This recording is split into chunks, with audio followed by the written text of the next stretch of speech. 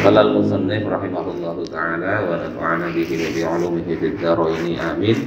Wa dawa'u qalbin khamsatun fatilawatun bitadabburil ma'na walil batnil khala wa qiyamu lailin wa tadarru'u bis sahari wa mujalasatus shalihin al-fudala. Dawa'u qalbin, obatnya hati. Ini biasa sering jadi lagu, ini ngambil dari kitab ini. Siapa lagunya? Opik itu ya. Obat hati ada 5 perkara. Dawa'u qalbin khamsatun. Obatnya hati itu ada 5. Nanti di sini ada tambahannya, ada 6, ada 7. Sebetulnya banyak, cuma yang bisa kita lazimkan mungkin salah satu dari 5 ini. Yang pertama fatilawatun bitadabburil makna, tilawah membaca Al-Quran dengan mentadabburi atau merenungi maknanya. Kemudian walil batnil khala, dan yang kedua itu adalah mengosongkan perut, maksudnya puasa. Kemudian qiyamul lailin, salat malam. Salat malam salah satu bentuk qiyamul lail. Sebetulnya istilah qiyamul lail itu ya ibadah di malam hari, tidak mesti sholat, bisa berzikir, bisa murojaah, bisa mengkaji ilmu, bisa menulis ilmu dan sebagainya. Itu qiyamul lail, termasuk yang afdal sholat lail. Kemudian tadarru'u bis sahar. Tadarru' itu artinya mendekatkan diri kepada Allah bis sahar, saat waktu sahur.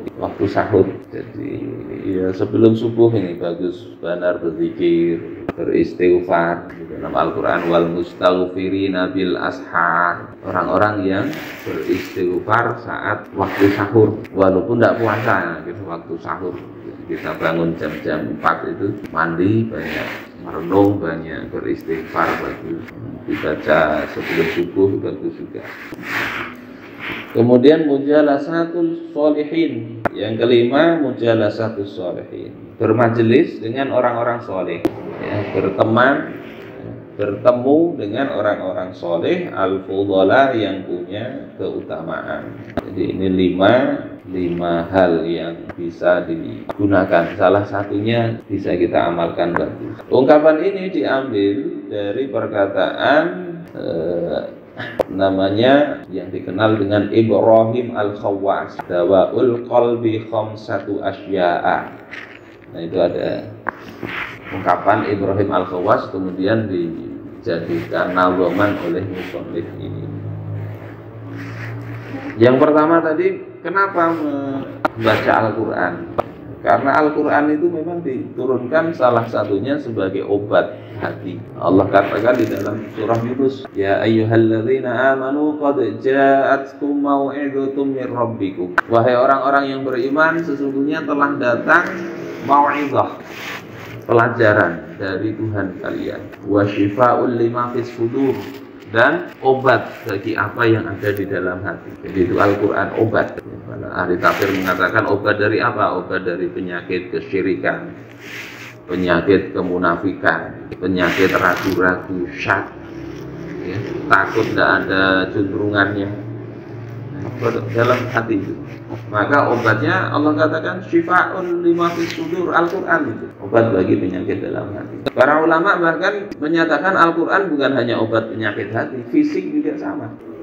Sehingga ada kisah orang kepala suku yang kena digigit binatang berbisa.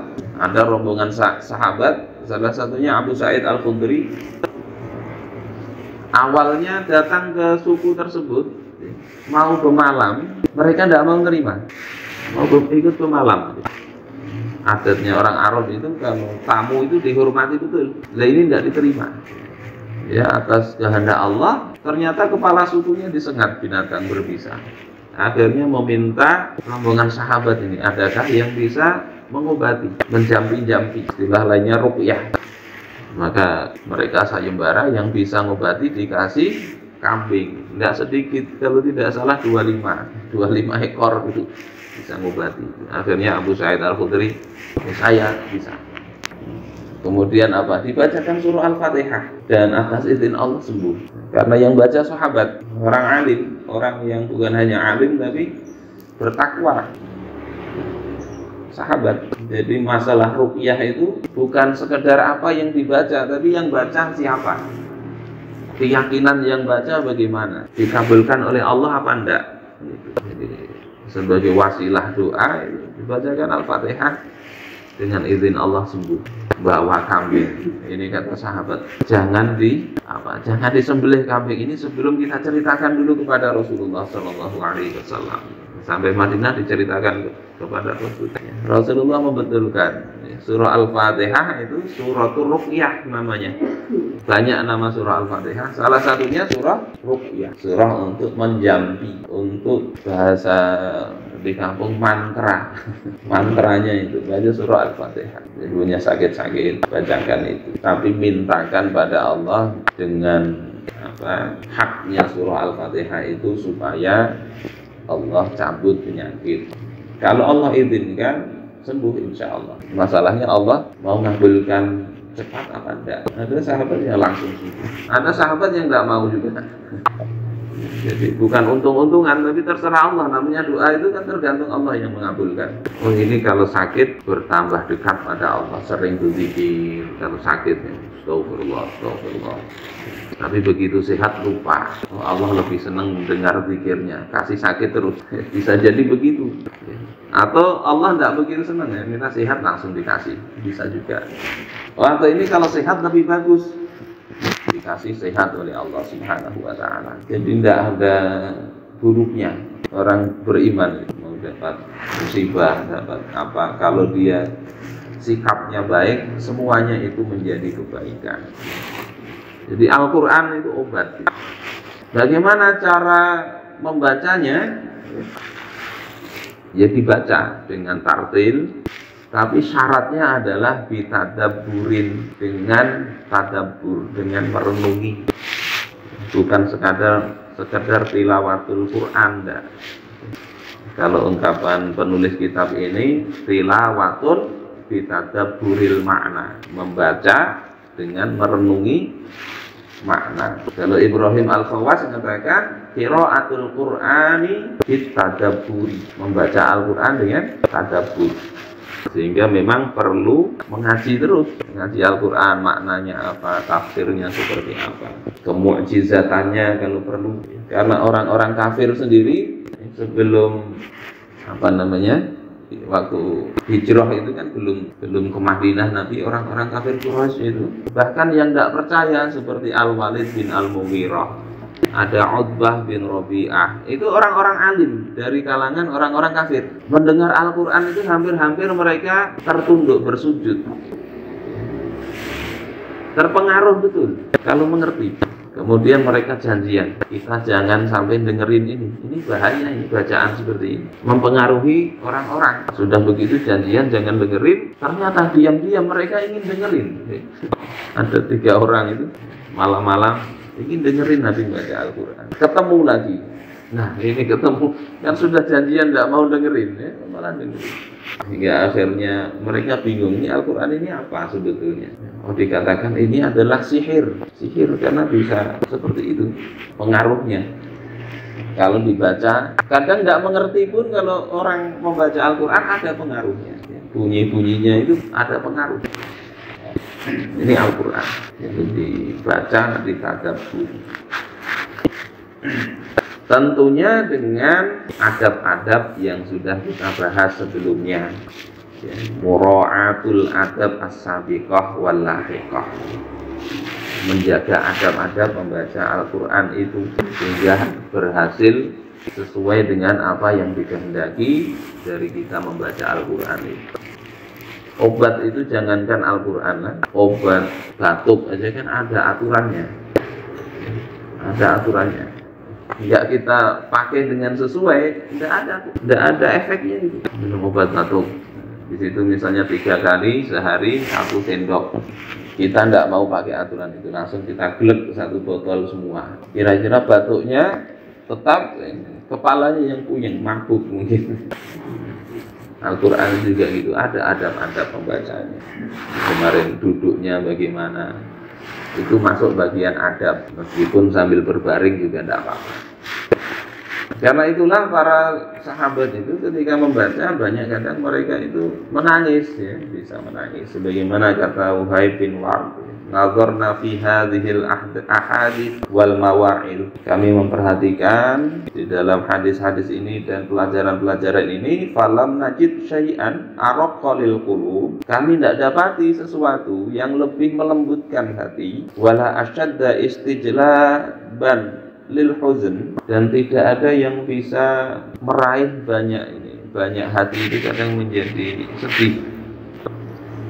sedih, menangis kadang karena apa? Mengingat, mentadaburi bagaimana Allah memberikan ancaman, kadang gembira karena Allah memberikan rahmat. Di dalam ayat-ayat itu tidak ada yang lebih melembutkan hati, lebih bisa memunculkan rasa sedih, menangis, bahkan min qiraatil Quran wa tafahhumihi wa tadabburihi, daripada membaca Al-Quran, memahaminya dan merenungkan makna-maknanya. Itu yang pertama begitu. Jadi perlu kita tingkatkan, membaca Al-Quran, pahami maknanya. Kemudian yang kedua itu adalah puasa tadi, walil badlil sholat. Puasa, bahkan puasa ini bagi pemuda yang belum mampu menikah itu bisa menjadi obat yang mengekang nafsu. Tentunya dengan syarat puasanya dijaga adab-adabnya juga. Ada punya teman, saya ini puasa tapi nafsu kok masih ini ya. Terus saya tanya, apa yang sampean lakukan saat puasa? Nonton film katanya. Ya, nonton film India misalnya, goyang-goyang gitu. Walaupun puasa ya tetap nafsunya muncul. Itu yang kedua, puasa. Kemudian ya, qiyamul lail tadi, qiyamul lail. Kemudian yang tadarru, kemudian berkumpul dengan orang-orang saleh.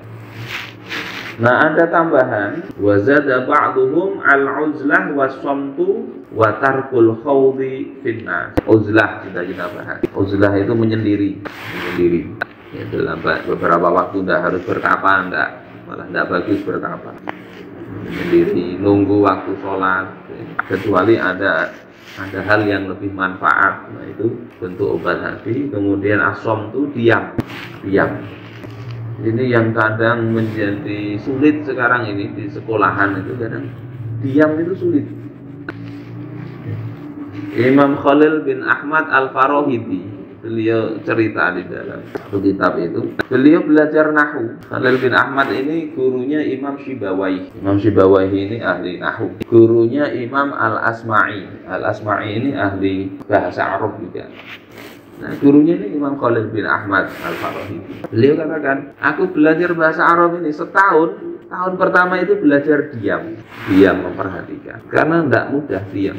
Orang kadang inginnya ngomong aja, ya. Dijelasin guru kepandir aja. Kita ini di sekolah bisa ketemu begitu. Kalau di pondok agak mendingan ya. Para santri biasanya diajari adab sejak awal. Cuman di sekolah umum ya, padahal di madrasah itu aja. Sudah dipadahi juga, tetap aja itu susah untuk diam. Mau sholat ini musibah. Perlu dibenerin. Yang pertama tadi diam. Kalau nggak bisa diam itu gimana mau dapat ilmu gimana? Saya katakan malaikat Jibril ngajari kalian. Kalau gini caranya, nggak paham kalian. Ini tidak perhatian. Orang radio atau televisi aja ada pelajaran bagus. Kalau kita channelnya mutar channel yang lain tidak dapat. Jadi as-som itu. Kemudian tarkul khawdi finnas, meninggalkan ngumpul dengan manusia dalam hal yang nggak berguna tentunya ya. Kalau dalam hal ilmu, dalam hal zikir, dalam hal mengingat baginda Rasulullah itu berguna. Wazada akhar, kemudian yang lain menambah aklul halal wa huwa ra'sul kulli. Yang lain ya, kalau 5 tadi tambahi 6 uzlah, 7 diam dalam hal ini ya sambil merenung tentunya, memikirkan kemahakuasaan Allah.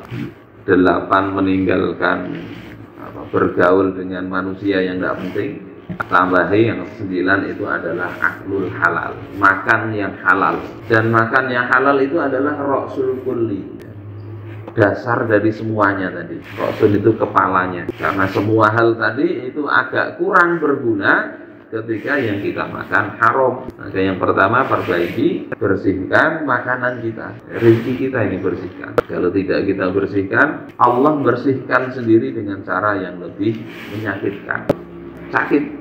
Kalau Allah yang bersihin, zakat tidak mau bayar, itu termasuk makan harta orang itu. Kemudian nipu, sedikit aja limbang dikurangi. Itu cara-cara yang tidak benar. Apalagi korupsi, ngambil uang negara.